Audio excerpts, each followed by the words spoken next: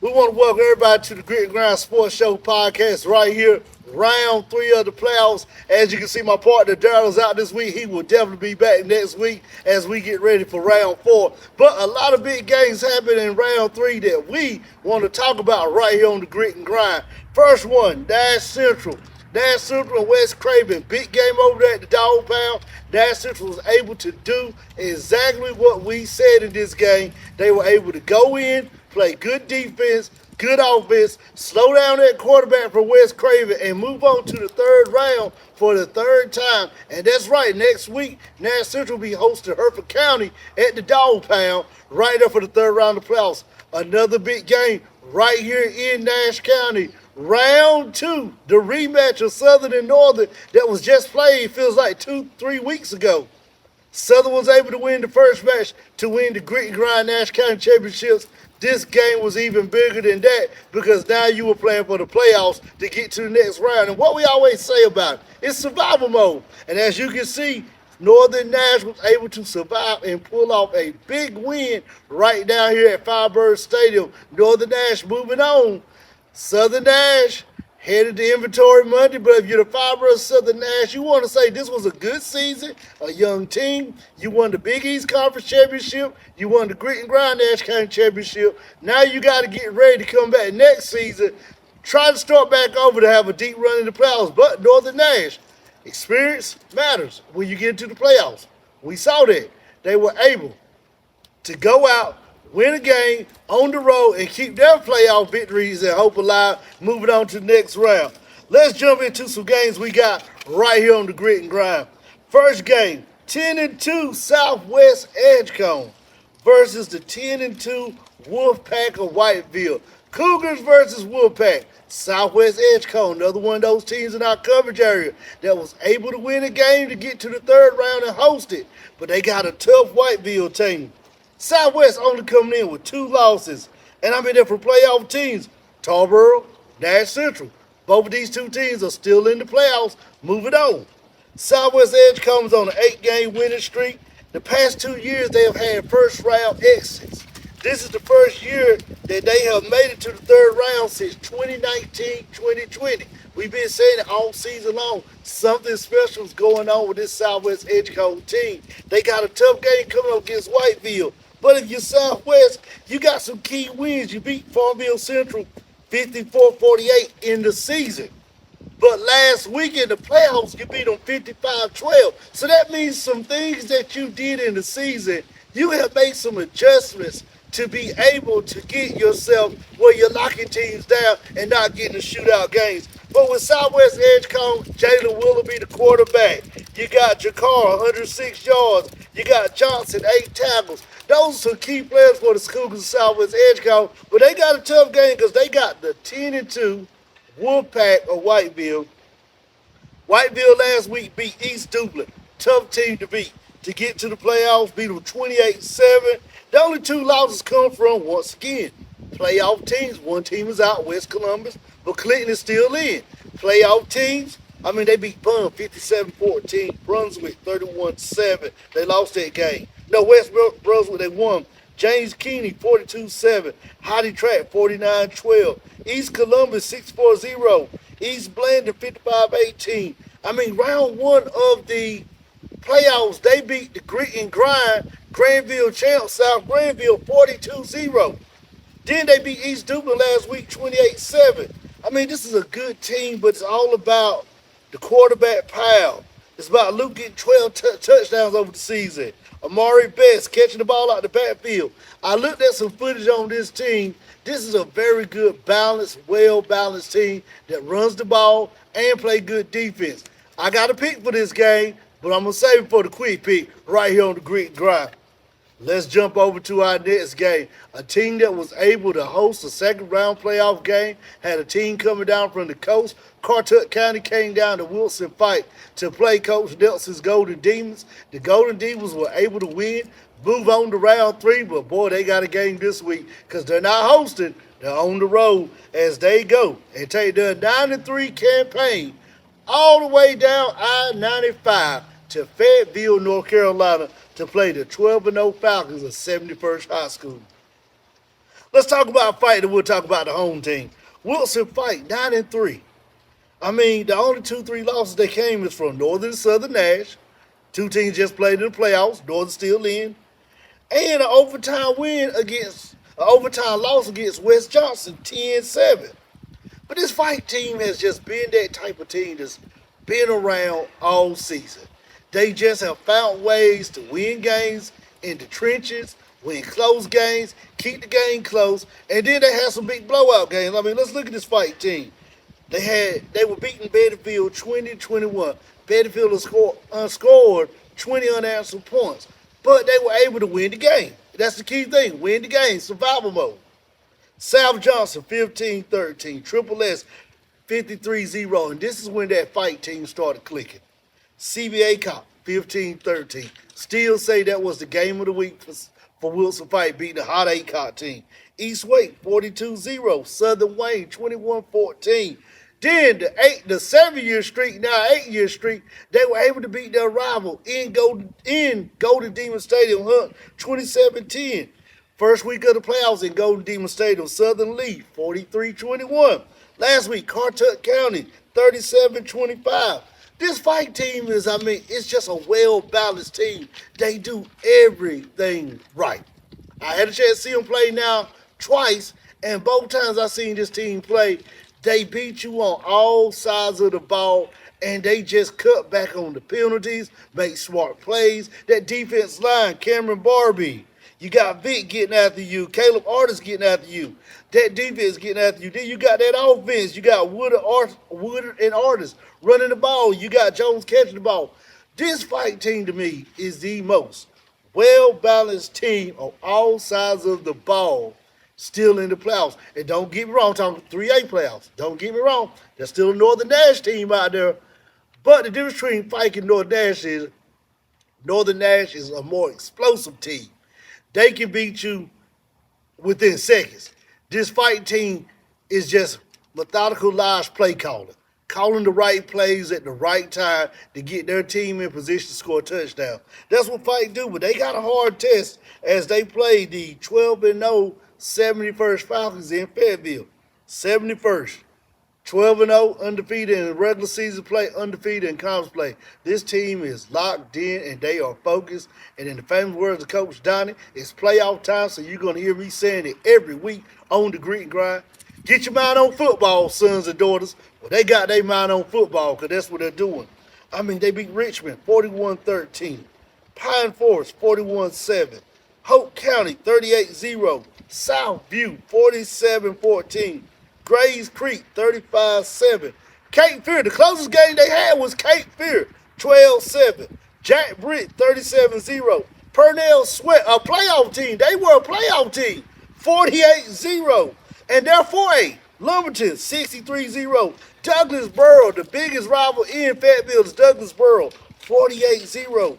Round 1 of the playoffs, Triton 56-7. Round 2 of the playoffs, a team that beat Hunt in their stadium last week with the 71st Williams that lost 40-20.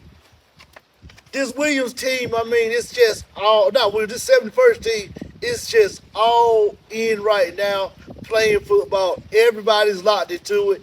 Everybody has bought into what the coaches say. You got Donovan Fredericks, Jason Franklin, DeAndre Nance.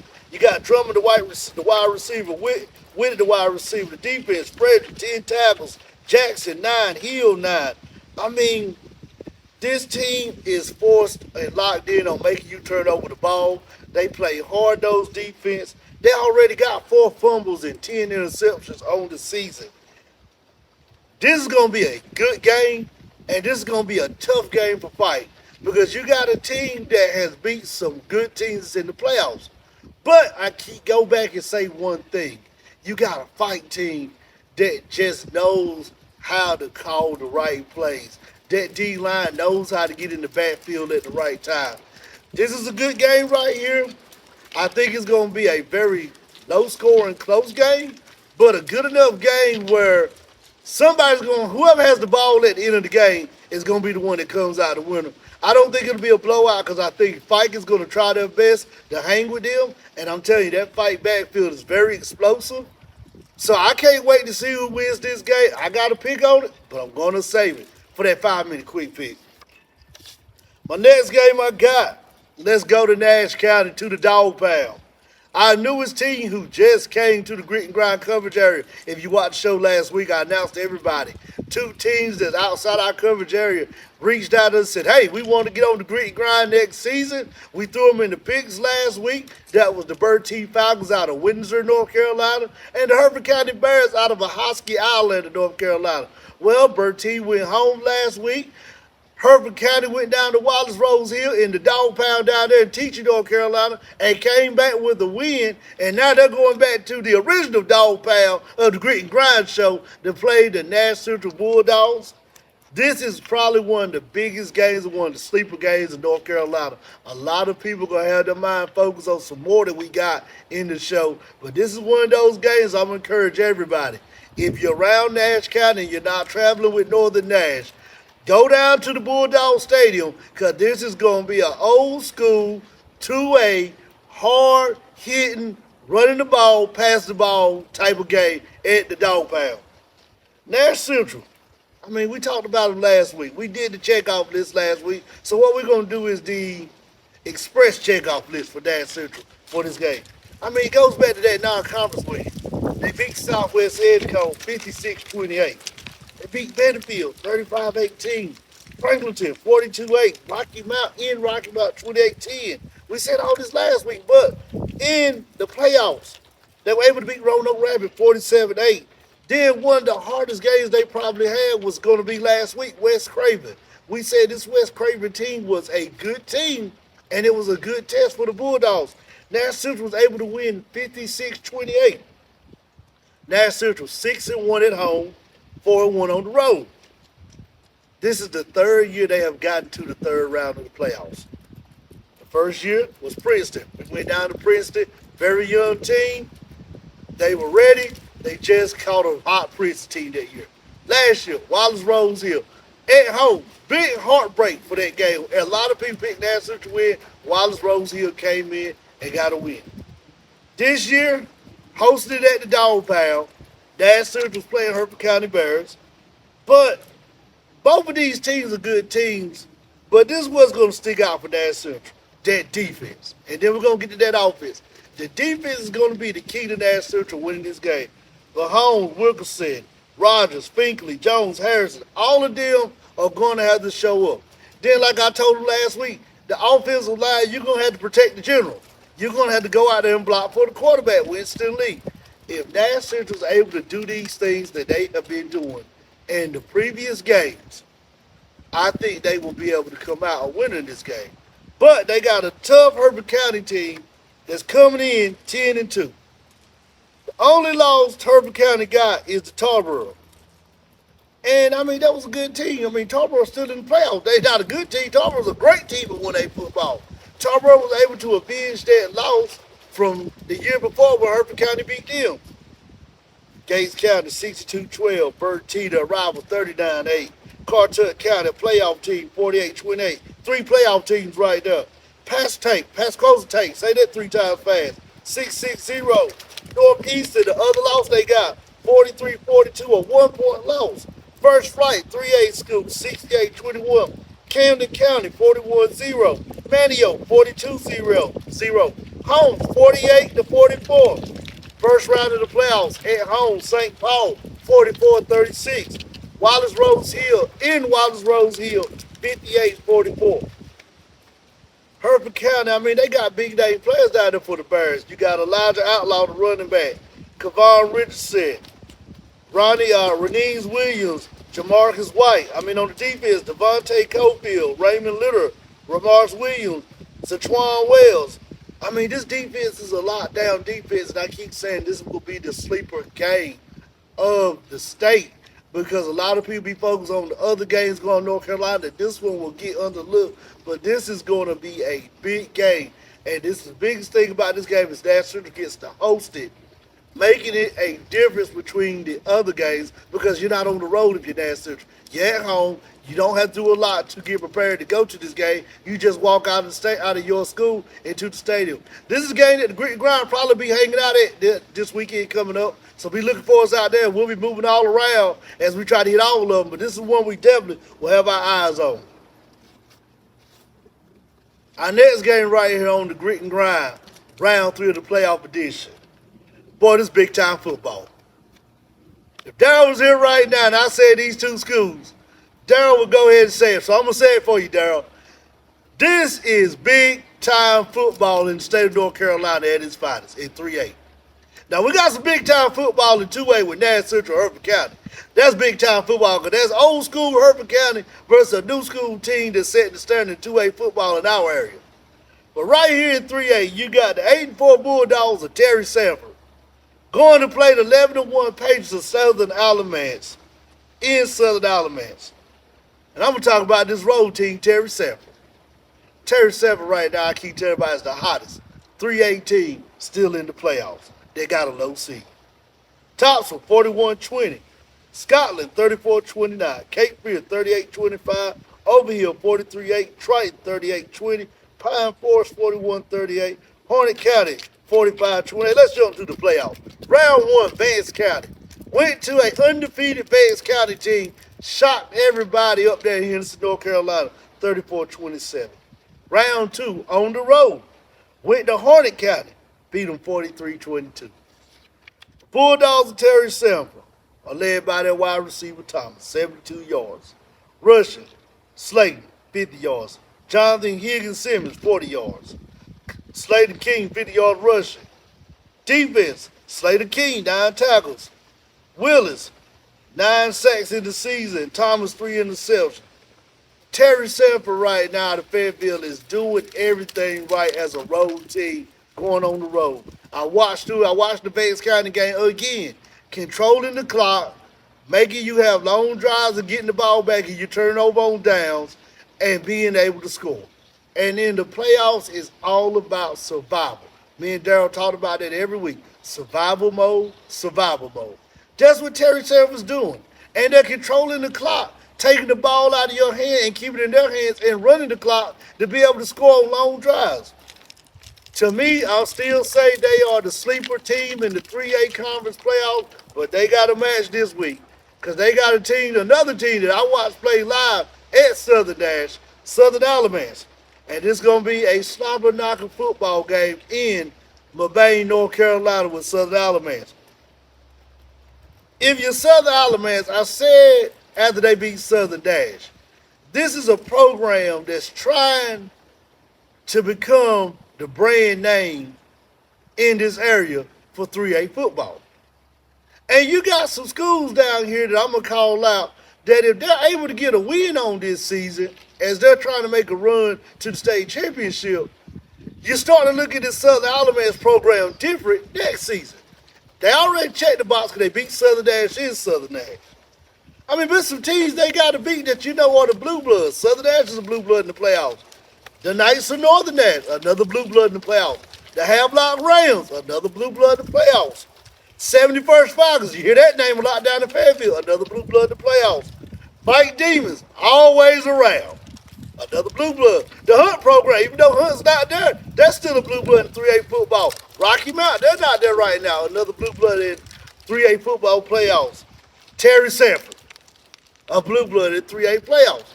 Those are some teams around this area that every year in the playoffs, Jacksonville, you hear their names called out in the playoffs. And you know, these are the teams that you look at the playoffs and say, these teams can make deep runs till they meet each other.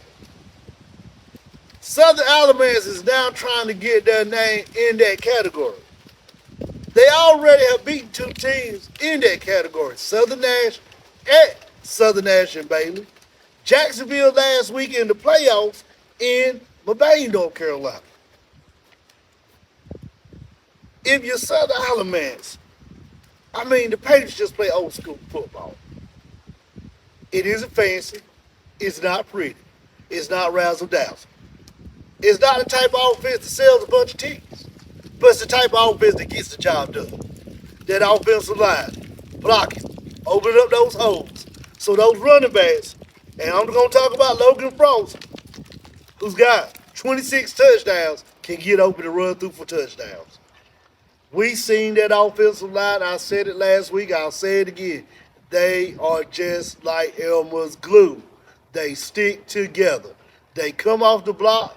They push that D line out the way. They get to that second level so those running backs can get open and make things happen.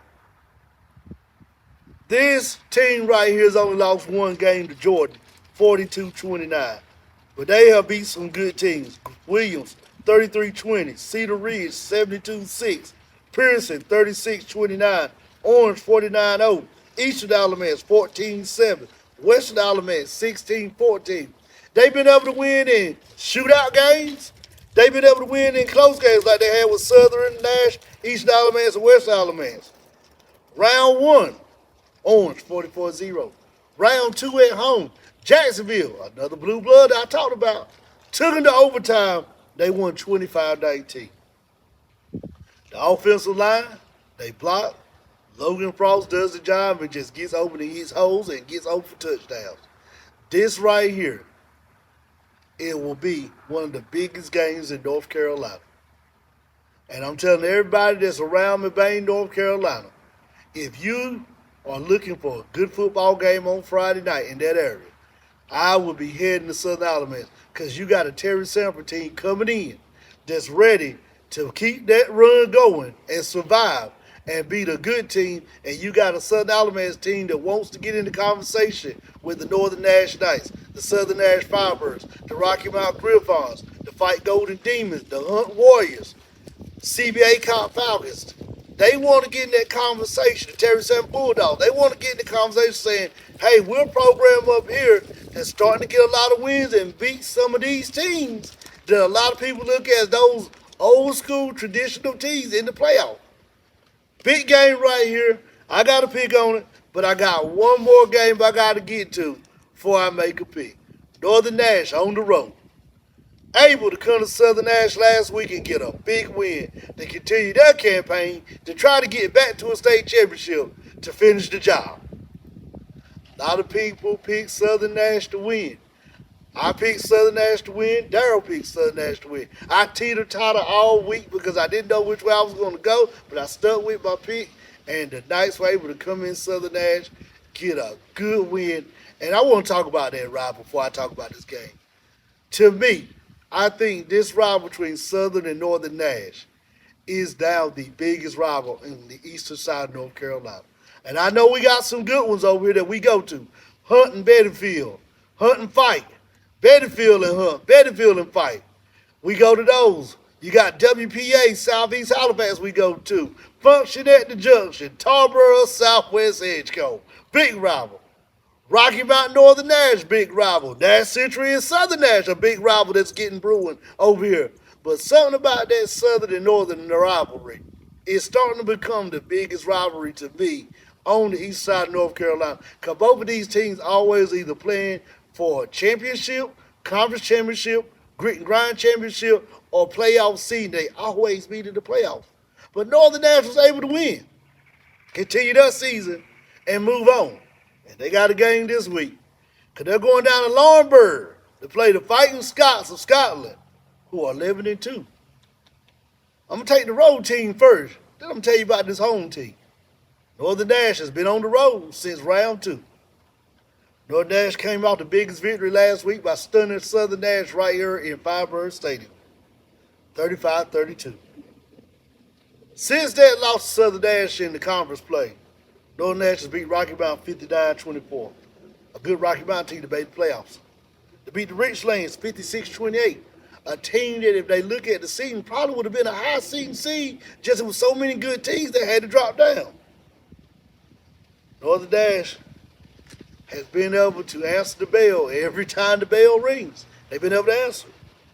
But this is going to be a tough game because the winner of this game gets to win either Havelock. The winner of the Havelock game, I forgot who Havelock's playing with, they get to win that game. Northern Nash, it goes back to what we always say about the Knights. Arrington, the playmaker, Randall King, battle, rushing the ball, Mitchell and Strickland. We seen North Dash probably play one of the best balanced football games last Friday night right here at Southern Nash. Northern Nash was able to go in, score quick, and they were able to slow that Southern Nash offensive down that's very explosive. Defense, Connor Baker stepped up. Strickland stepped up. This team right here has beat some tough playoff teams in the season. And that run last year to the state championship, I think now is what's fueling them up when they get in these close, tough games, these tight games. They're able to feed off of things that they do right, cut back on penalties, making sure they keep the ball for long drives. When they need to score quick, score quick. Get their defense on the field. See if their defense can stop the ball and get the ball back in their hands. That's things Northern Nash has been able to do. I mean, I got my keys to victory again, like I said last week for Northern Nash. Stop the run. A few plays with Southern Nash, they were able to stop the run, a few they won't. But they was able to contain it to get a win. Control the clock. We saw that last week. They controlled the clock when they had the ball. Long drives, mix it up with play calling, able to keep the team off their feet. Trust the quarterback. I saw him make some good touchdown passes and good passes in the stretch. I seen one where he ran for a touchdown. Nobody was open. He tucked it in and run. Trust the quarterback. He know what he's doing. He's going to lead this team to victory. Get the ball in the playmaker's hand. Randall King. Number 12. Battle. Get it in the playmaker's hands. Throw it deep. Stretch the field. They got a tough game because they got the Fighting Scots in Lawrenceburg, North Carolina. They're sitting there waiting for Friday night because they've been getting into the playoffs, getting deep runs, but have not been able to get past second and third round. And they got a Northern Nash team coming there that they feel like they can beat this team. Fighting Scots, Southern Durham, 32-29. Terry Sanford, 34-29.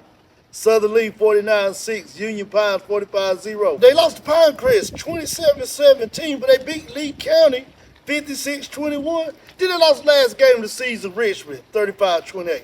Scotland has been playing good football. Round 1 of the playoffs, Rocky Mount at home 48-23. Round 2 of the playoffs, Southern Durham 21-12.